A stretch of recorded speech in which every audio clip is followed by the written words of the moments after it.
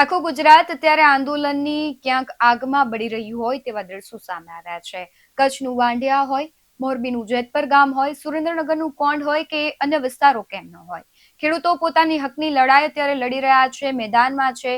છેલ્લા ઘણા દિવસથી આપણે જોઈ રહ્યા છીએ કે મોરબીના જેતપરમાં જે ઉપવાસ આંદોલન ચાલી રહ્યું છે એનો આજે 12મો દિવસ છે। 12મા દિવસે વાત કરવી છે કે ઘણા બધા સવાલો પણ ઉપજી રહ્યા છે, કારણ કે ઘણા બધા સરપંચોએ રાજીનામું આપ્યું છે, ઘણા બધા ગ્રામ્ય વિસ્તારના લોકો સાથે મહિલાઓ પણ સમર્થનમાં આવી છે અને ખેડૂતો છે હજુ સુધી ક્યાંક પોતાની માંગને લઈને અડગ છે। ઘણા બધા એવા વિસ્તારો છે કે ત્યાં કલેક્ટરે મનાઈ કરી દીધી હોવા છતાં ખાનગી કંપનીઓના વીજ થાંભલા નાખવાના કામ ચાલી રહ્યા છે। આ બધા જ વિષયો છે તેને લઈને વાત કરવી છે। મોરબીનું જે ઉપવાસ આંદોલનની છાવણી છે ત્યાંથી અમારા સંવાદદાતા જોડાઈ ગયા છે। રાજેશ, જે પ્રમાણે આટલા દિવસથી દ્રશ્યો સામે આવી રહ્યા છે, આજે ઉપવાસ આંદોલનનું 12મો દિવસ છે, કેવો માહોલ છે? જી ચોક્કસથી ભગવતી, વાત કરીએ જેતપર ગામની અંદર જે આંદોલન ચાલી રહ્યું છે તેમાં ખેડૂતો હવે ક્યાંક ને ક્યાંક આર પારની લડાઈ છે તે લડી રહ્યા છે। સરકાર સામે જેતપરના ખેડૂતોએ બાયો ચડાવી છે। હું તમને દ્રશ્યો બતાવી રહ્યો છું અત્યારના। આજે આ ઉપવાસ છાવણીનો 12મો દિવસ છે। 11 જણા આ ઉપવાસની અંદર જોડાયા છે। તમે દ્રશ્યો જોઈ શકો છો, મહિલાઓ પણ મોટા પ્રમાણમાં જોવા મળી રહી છે।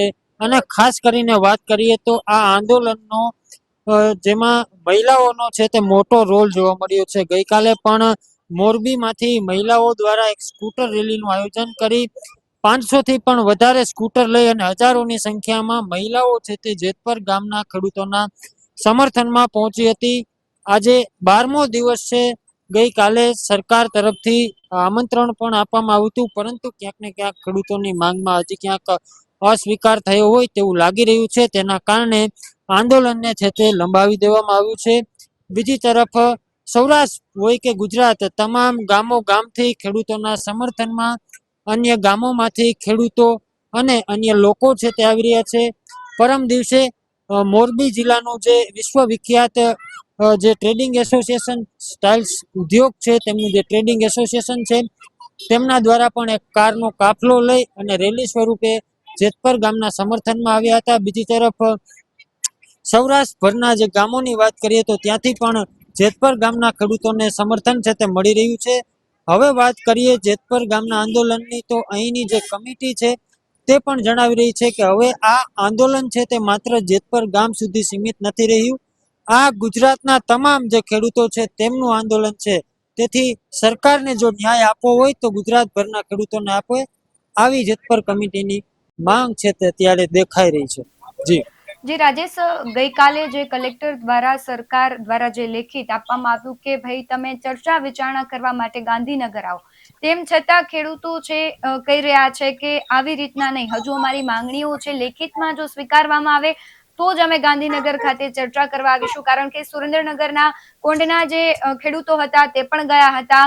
વાંઢિયાના ખેડૂતો છે એ પણ સરકાર સમક્ષ જે પોતાની માંગણીઓ છે તેના માટે ચર્ચા કરવા ગયા હતા, પણ તેમની માંગણીઓ સંતોષાતી નથી, તેમને ખાલી આશ્વાસન મળે છે એવા ખેડૂતો આરોપ લગાવી રહ્યા છે। તમને શું લાગે છે?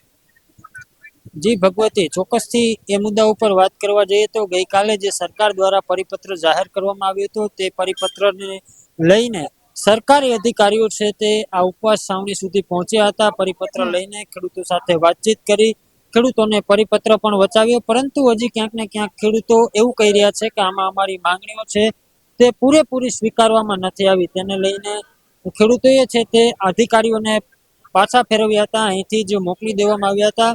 હવે સવાલ એ થઈ રહ્યો છે કે જ્યારે સરકાર ખેડૂતો સાથે વાતચીત કરવા તૈયાર થઈ રહી છે, સરકાર ખેડૂતોને આમંત્રણ આપી રહી છે, ત્યારે ખેડૂતો હજી સરકાર સામે વાતચીત કરવા માટે તૈયાર કેમ નથી થતા?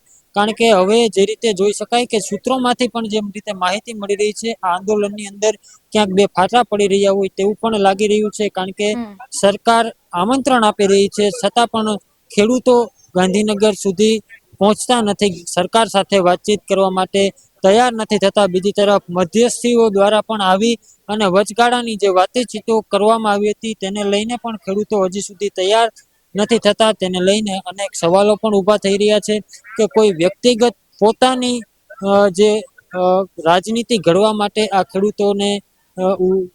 ખેડૂતોનું જે આંદોલન છે તેને ઉશ્કેરી રહ્યા છે કે પછી ખેડૂતોને આગળ વધવા માટે તૈયાર નથી થવા દેતા? આવા અનેક સવાલો પણ ઊભા થઈ રહ્યા છે.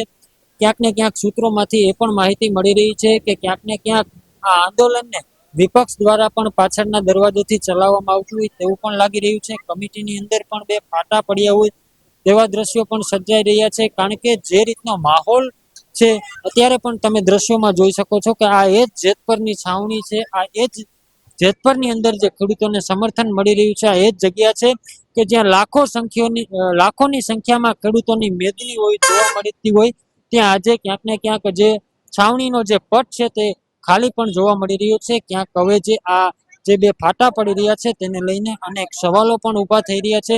ક્યાંક પોતાની જે વ્યક્તિગત જે રીતે રાજકીય અ, અ, જે રાજકીય રોટલા શેકવા માટે થઈને ક્યાંક ને ક્યાંક જે વિપક્ષના નેતાઓ ક્યાંક હવે આંદોલનને પાછળના દરવાજેથી સપોર્ટ કરી રહ્યા હોય તેવું પણ લાગી રહ્યું છે.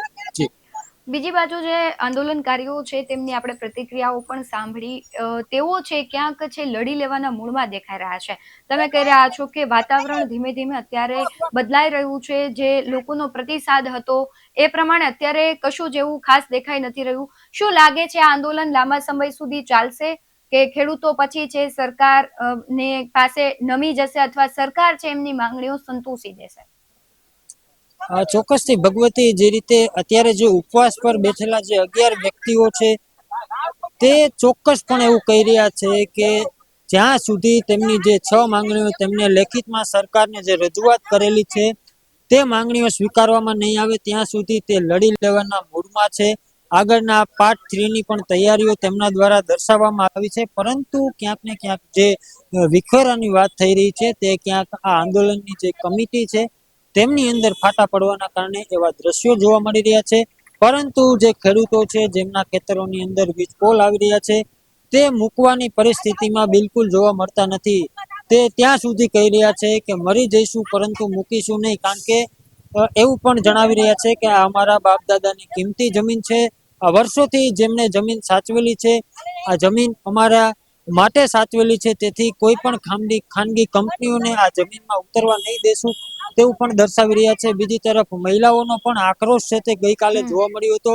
મહિલાઓ પણ ગાંધીનગર સુધી પહોંચશે તેવી ચીમકીઓ આપવામાં આવી હતી મહિલાઓ દ્વારા પણ, કે મહિલાઓ પણ એવું કહી રહી હતી કે સરકાર જો સાનમાં નહીં સમજે તો મહિલાઓ પણ ગાંધીનગર ની અંદર ધામા નાખશે તેવી મહિલાઓ દ્વારા પણ આંદોલનની ચીમકી આપવામાં આવી હતી. ત્યારે જોવાનું એ પણ રહેશે કે હવે સરકાર કઈ રીતે આગળ વધે છે. કારણ કે ગઈકાલે જે રીતે સરકાર અધિકારીઓ આવી અને સમજૂતી કરવા માટે આવ્યા હતા, વચ્ચેની જે વાતોચીતો હતી તે કરવા માટે પહોંચ્યા હતા, પરંતુ અહીંના ખેડૂતો દ્વારા અસ્વીકાર કરવામાં આવ્યું, અસંતોષ દર્શાવવામાં આવ્યો.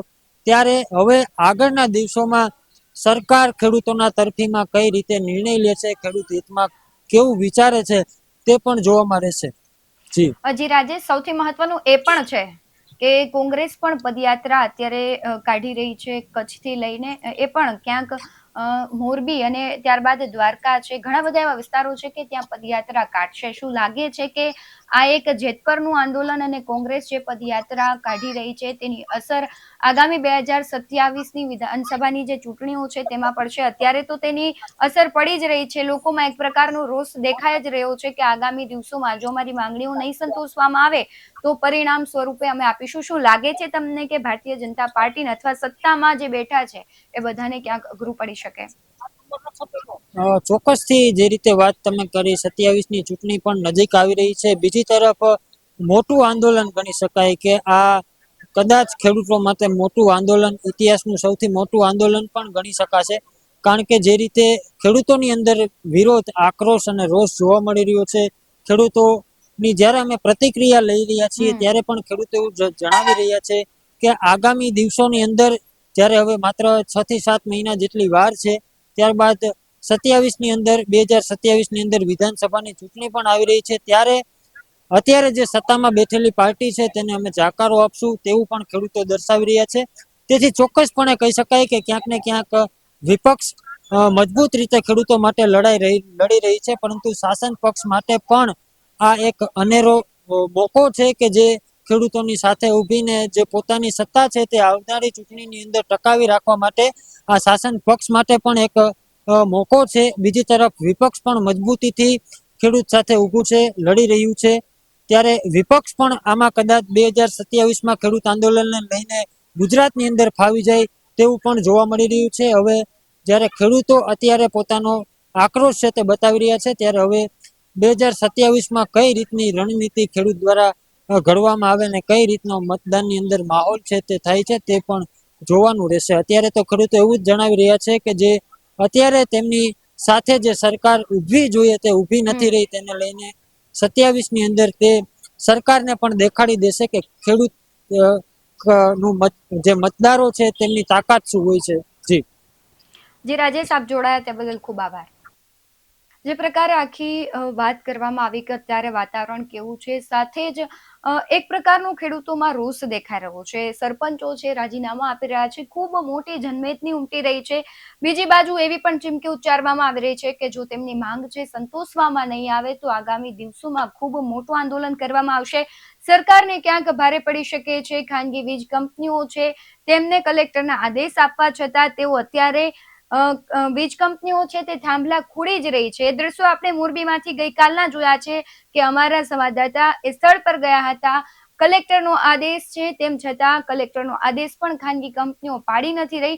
એટલે આગામી દિવસોમાં ઘણી ભયાનક સ્થિતિ અને આંદોલન ખૂબ મોટું થઈ શકે તેવા અંધાણ દેખાઈ રહ્યા છે.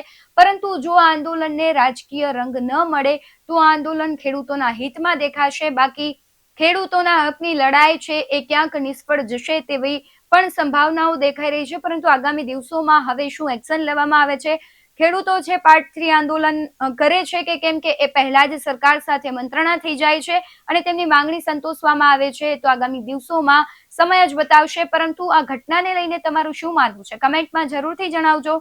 બાકી આવા જ વધુ અહેવાલો સાથે ફરી મળતા રહીશું. તમે અમારી યુટ્યુબ ચેનલને સબસ્ક્રાઇબ કરવાનું, અમને ફેસબુક અને ઇન્સ્ટાગ્રામ પર ફોલો કરવાનું ભૂલશો નહીં.